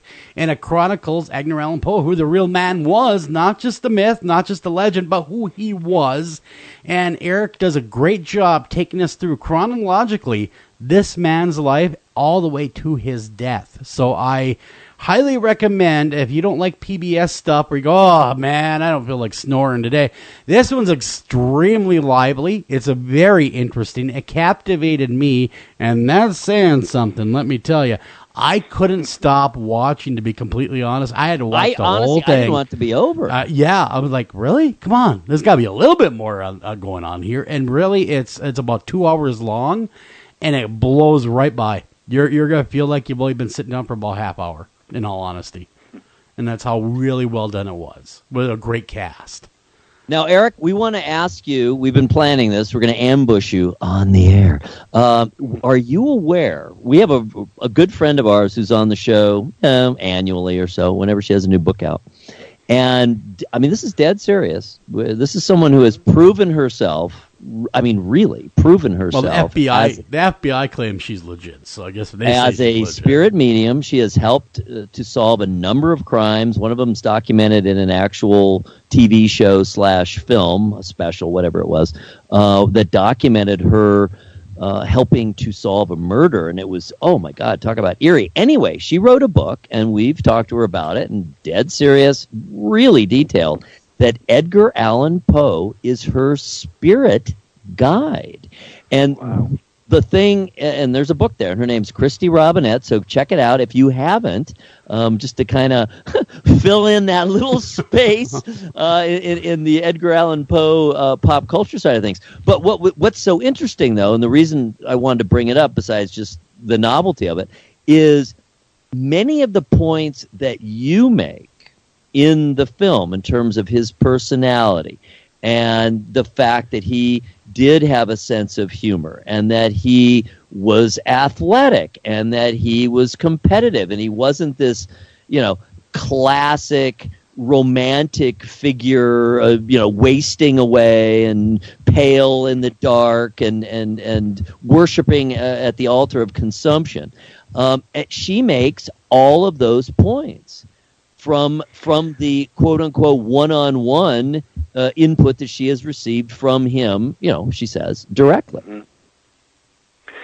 It sounds like Poe. It sounds like a Poe story. He he talks in a lot of his stories about paranormal or paranatural or supernatural things. He didn't. You don't know ever with him whether he's a complete believer, whether he's just sort of playing with it or what. But he does it so often and goes in those directions in so many different stories that you can't help but think that he certainly believed in these things and felt those things. And so it all makes sense to me. I mean, I don't know. I don't know Christy. I sounds really interesting. I would love to hear more from her about it. Very interesting. Yeah. But I mean, you just look at so many of his stories, and they talk about different kinds of spirits and different kinds of energy and psychic forces. So he was. I think he was very much a believer in those things. He was really the creator of it was Gothic horror at the time, is what he was writing, and he is, in my opinion, a lot of people's opinion. In fact, I was reading an article years ago with Stephen King citing that Poe was really the creator of the modern the horror genre of writing, that he was the guy that created it. But he also created the detective stories, and of course, if you read a Sherlock Holmes, they ripped off Poe. Yeah, and Arthur Conan Doyle said that. I mean, he said Poe is the father of us all, or something like that. Yep. Or maybe he was talking about the detective, C. Auguste Dupin. Yeah. Poe's detective. But yeah, it's amazing. You look back at Poe wrote 3 detective stories, all within a couple of years of each other, toward the end of his career. And every single convention, every single trope, every tool of modern detective stories, they're all in those 3 stories. It's amazing. I mean, every single thing that comes up again, the sidekick and the goofy, bumbling police officer and the confrontation with the suspect and the false leads and all those things that are in Sherlock Holmes, and they're in Nero Wolfe, and Poe invented them all. Yeah, well, and even today, like House MD was even cited as using some Poeisms in there. Well, yeah, it's that eccentric and curmudgeonly central figure who's so brilliant, and who the police are bumbling around, but the brilliant guy figures it out way ahead of them. But Poe was a little strange, in my opinion. He only did marry his 13-year-old cousin, which is a little on an odd side. But I mean, maybe not in those days, but according to everything I read, it was odd for even in those days. Yeah, even in those days, it was a little odd. I mean, the cousin part wasn't necessarily odd, but the 13-year-old, when he was 27, that raised eyebrows. That's a little strange. He's like Jerry Lee Lewis. I was just going to say, it sounds like the killer to me. Yeah, I know. It's not like it's never happened. No. But I think in Poe's case, it was he wanted to make sure that he would have a family. He was so desperate to have a family. And there was a rich cousin who was trying to take Virginia, the 13-year-old, was trying to adopt Virginia, this rich cousin. And that would have taken her away from Poe and her mother. It was Poe's mother. Poe's aunt was, of course, this girl's mother. And these were the only relatives Poe had. And he wanted to make sure they would stay, and one way to do that was to marry her. Yeah, but we don't know what the mother thought. I mean, presumably she thought it was okay. She was at the wedding and she lived with them. She's like, "Hey, man," with the 3 of them. You know, like, "Hey, she was part of it."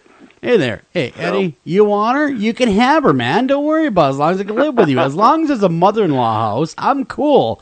Now, again, though, Virginia Clem, she died in 1822, or she was born in 1822, died in 1847. Again, this age in Poe's life, 24, rears its ugly head of consumption, just like his mother.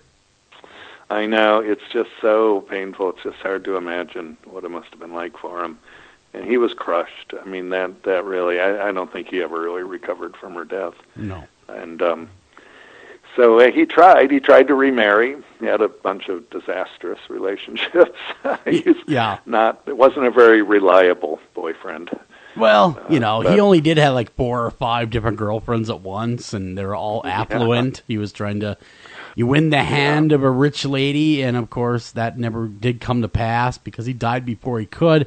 But another thing about Poe is maybe something I did not know about him is how contentious he was. Like, he went head-to-head with Longfellow, and Longfellow was an American hero back in those days. I mean, he was a celebrity.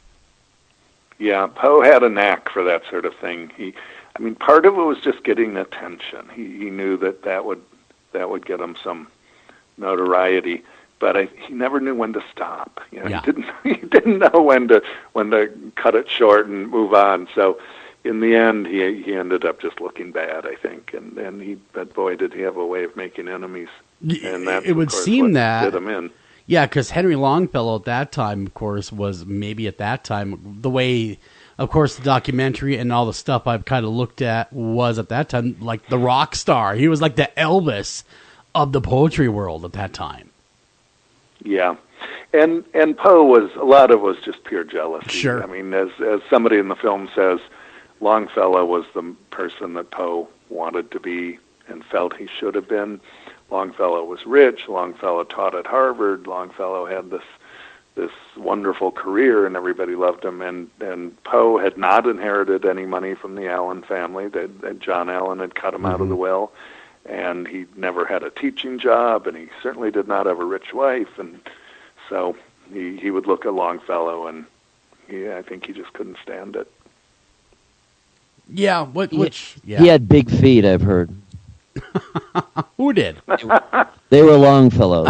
Oh, God. Yeah. Oh, that's an old, terrible joke. One of the other things that one of the commentators, I'm sorry I don't remember who, that really struck me, because in some ways I kind of think of myself that way, and or aspire to that, is probably what I should say, since I have not achieved anything like what Poe achieved, but was his ability to both write the exemplar of a given form and also at least a borderline parody.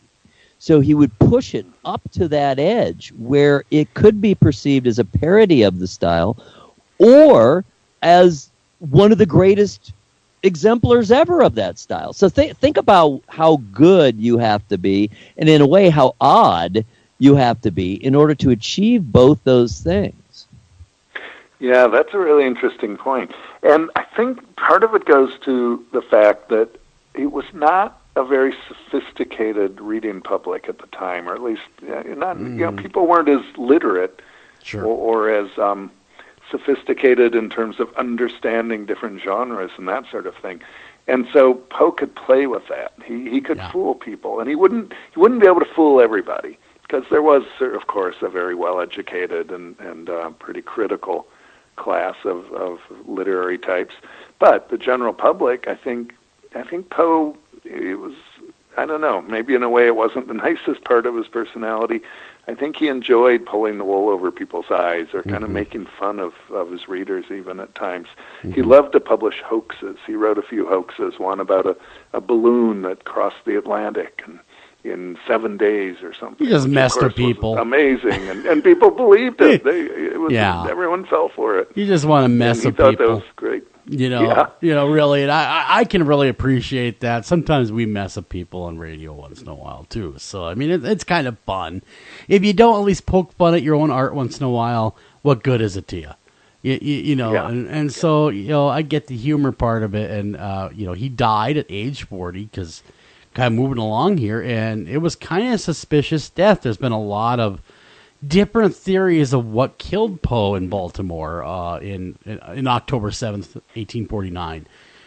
But I heard one recently, just doing going through the paperwork and looking at the most credible scenarios of what may have killed him, and you and I, when we first started talking, we kind of had the same scenario in the back of our head that he arrived. He arrived in Baltimore. It was during election time, and back then there was something called cooping that they would do, and that they grab somebody, fill them full of just vast amounts of alcohol, dress them in all sorts of different attire, and get them to vote multiple times. And once they were done, they would, generally speaking, beat the living tar out of them and leave them in a ditch. Yeah. Yeah, I think there's a good chance that's what happened. I think he just fell in with the wrong crowd. He probably stopped at a tavern for a drink. Mm-hmm. He was on his way from Richmond to Philadelphia and stopped at the train. You would have had to get on the train in Baltimore.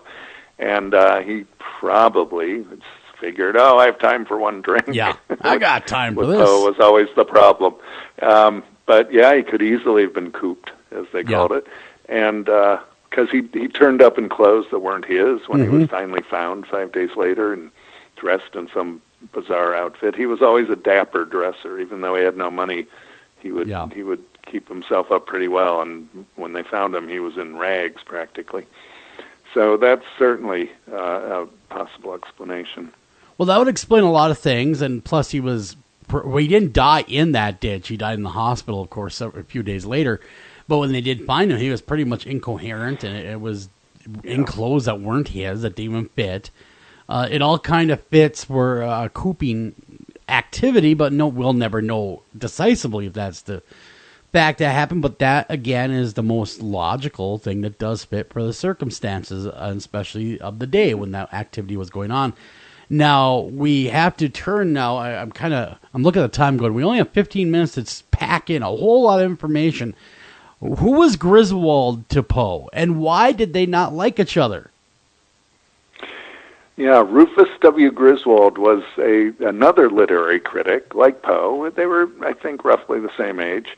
And Griswold considered himself a literary tastemaker and a critic with great instincts and all the things that Poe thought of his own self. And so when they met, there was a kind of wary friendship at first. I think they had to admire each other. They both had some clout in the literary world. But then Poe made the mistake of writing a very critical review of a poetry anthology that Griswold had put together. And the poetry anthology included some of Poe's own poems. Mm-hmm. And so, of course, Griswold thought that Poe would give it a nice review because, after all, Griswold had done Poe the favor of including his poems. Yeah. But Griswold badly underestimated Poe's ability to give nasty reviews to anything and everybody. So that kind of turned the relationship sour. And then a little later on, there was a bit of a competition over a woman poet named Fanny Osgood. Both men had great affection for her. It's unclear how far that went in Poe's case, but I think it was far enough that it was another reason Griswold turned against Poe. And I think Poe's success with the Raven poem I think that probably pushed Griswold over the edge. He couldn't stand the thought that Poe had gotten so much acclaim for that. Yeah. But sorry, go ahead. I could see that. I mean, what right do you have to come up with this great piece of literature that everyone's loving, and here I have this book I included you in as a friend? Mm-hmm. I mean, how dare you do that to me? Yeah, and so, it just wasn't destined to go well. But oddly, and this is something we'll never understand, I don't think, Poe supposedly asked Griswold to be his literary executor. Mm-hmm. And so in the event that anything happened to Poe, it was going to be Griswold who would have control of Poe's manuscripts and his collected works and that sort of thing, and deal with it. And so when Poe did die, unexpectedly in 1849, it was Griswold who went to Poe's mother-in-law, who was his only surviving relative, and whether or not he talked her into it somehow, we don't really know the details, but somehow Griswold ended up not just with control of all of Poe's manuscripts, but he was also sort of the self-declared authority on Poe. And he wrote the first obituary of Poe, and that's where all the trouble started. Well, yeah, because he basically said Edgar Allan Poe didn't have a friend in the world. He was a jerk. No one liked him. All those things. I'm paraphrasing, of course, and really painted him to be what we know Poe today. of being this it frail and just, Yeah. drunkard, kind of womanizing guy. Yeah, I mean, he planted the seeds of all of that, and I'd have to go back and read it exactly, but there were some really snarky references and made it sound like Poe was an opium addict and this and that. I mean, it was terrible. And then Griswold wrote a longer biographical essay about Poe, which was the essay that would appear in all the collections of Poe's works for the next 20 years or so. And so for a whole generation or two, the Poe that readers knew was the Poe that Griswold had invented.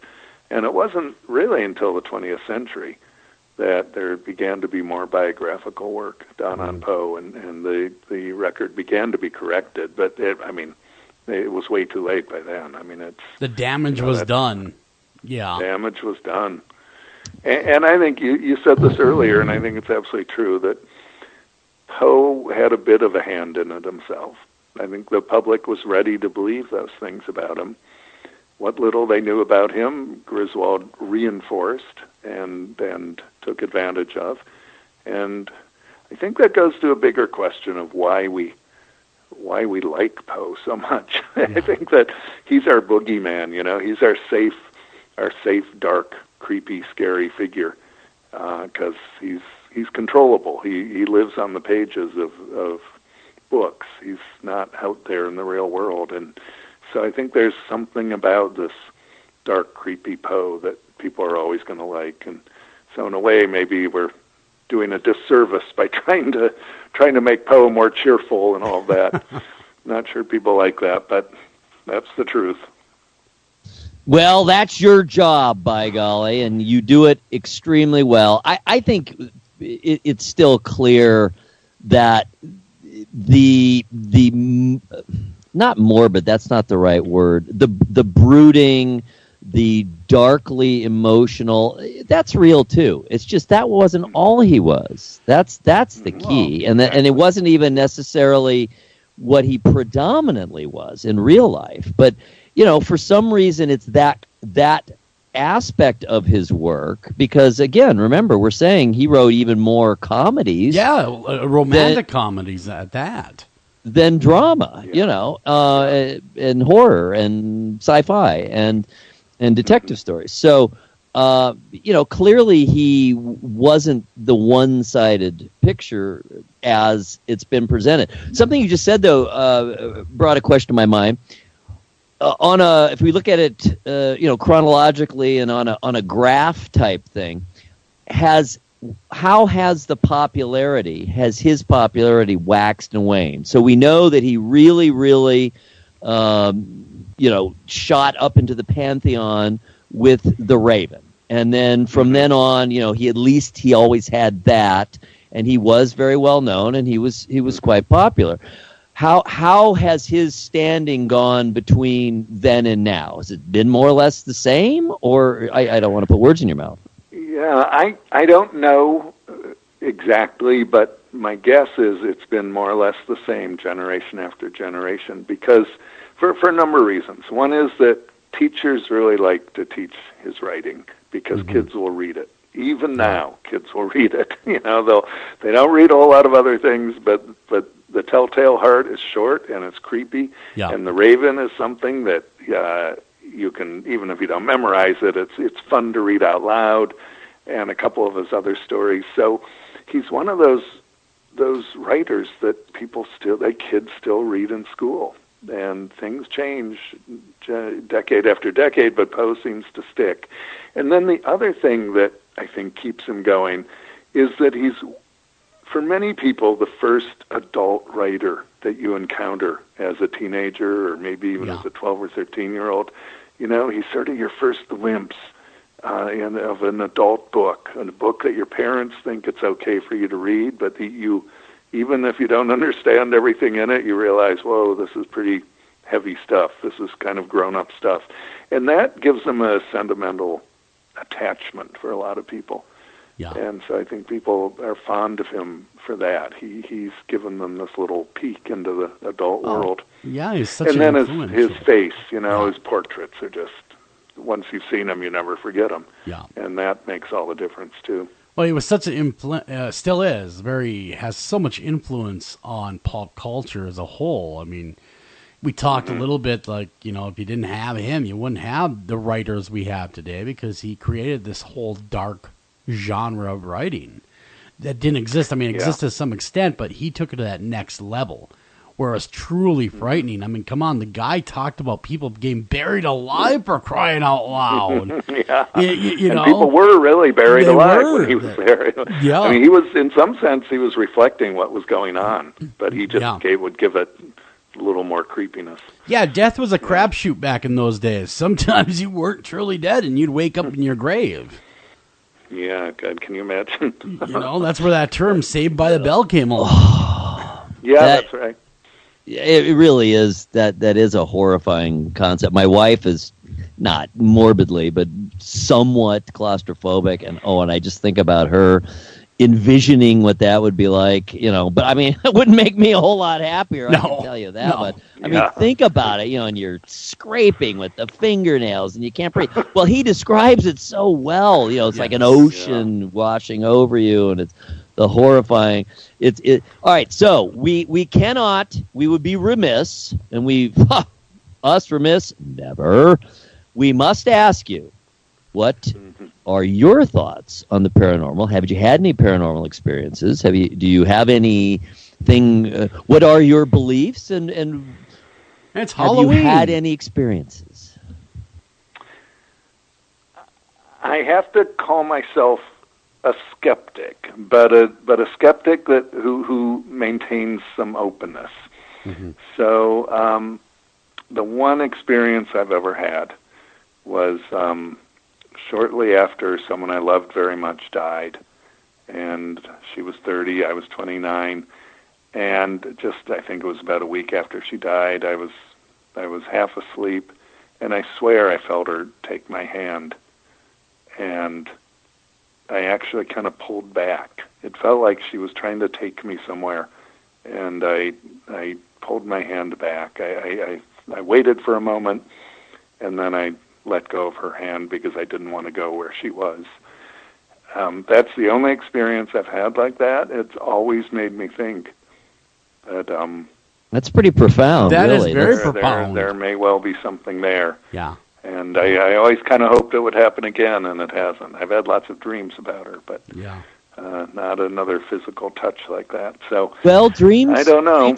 Dreams can have their own reality. There's a lot of people who think that, dream time, there's even whole cultures who feel that dream time is as or more real, and that your experiences aren't just the, wandering and signals generated by your brain, but there is a reality to it. So if you've had other experiences with her through dreams, then I would say that probably counts. But that must have been very profound. Do you ever feel bad about pulling back? Do you ever feel guilty about that? Because you should give yourself a break, man. I don't know about guilty. I have always wondered what was really going on, and I thought maybe I should have been a little more willing to take the next step. Yeah. Well, it was a reflex, obviously, right? I mean, it was pretty much a reflex action. Something's grabbing Get off of me! Yeah, no, right. I hear you. And we do the show, and what you're describing to us is not uncommon. A lot of people call it a visitation visit. I mean, when someone's passed away. And it's very comforting in a lot of ways, knowing that at the very least that person is okay. That they still do exist, right? And so very comforting thought. And unfortunately, Eric, it has just been an honor and a privilege to speak with you tonight. And really, I cannot emphasize enough to our audience to go check this out. You need to go watch this show. It is really, really darn good. Edgar Allan Poe, Buried Alive, premieres Monday, October 30th. But like I said, for all you streaming buffs, you can catch it October 31st, Halloween. And it is a great bio. I mean, it is a true bio of who Poe really was. And Eric Stange does just an absolutely great job of bringing Poe back to life. And so that being said, take care of each other, love each other. Read some Poe, have some fun, do the telltale heart. Yeah, go read Poe. Exactly, read some Poe.